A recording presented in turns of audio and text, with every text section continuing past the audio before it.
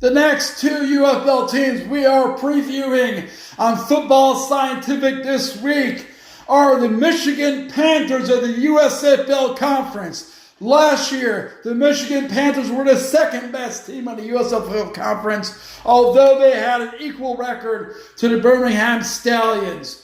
Last year, the Michigan Panthers had all-star kicker Jake Bates, who is now the kicker for the Detroit Lions. He is not coming back, y'all. He is not coming back. And they have a hole at their kicking position. They did pick up Chris Blewett to compete for the position.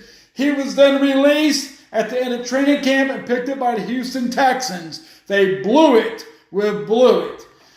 What do the Michigan Panthers have? They have a pretty good offensive line. Probably one of the second best offensive line in the USFL Conference, the third best in the UFL behind the San Antonio Brahmas. Of course, they also have a strong defensive line. But what they lack a solid secondary. They tend to bite on play-action passes. They tend to bite on the run fake and give up the deep ball. And there's one thing you can't do in the UFL on defense is give up the deep ball.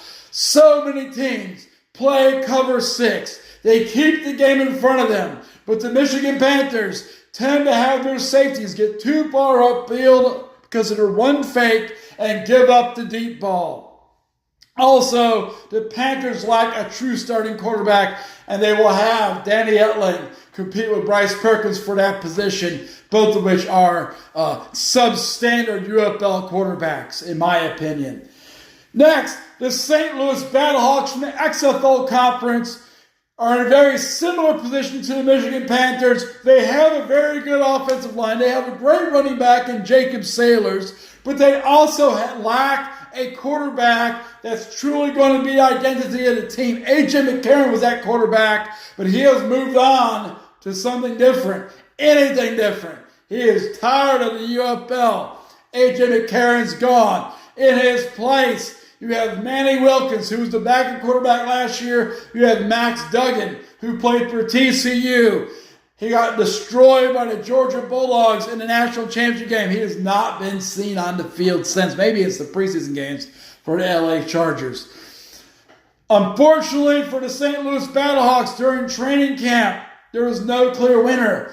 Manny Wilkins will be starting their game this week on Friday night.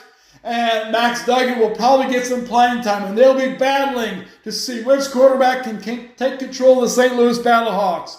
It should be an exciting ride for everyone. Hopefully the Battlehawks do not figure it out.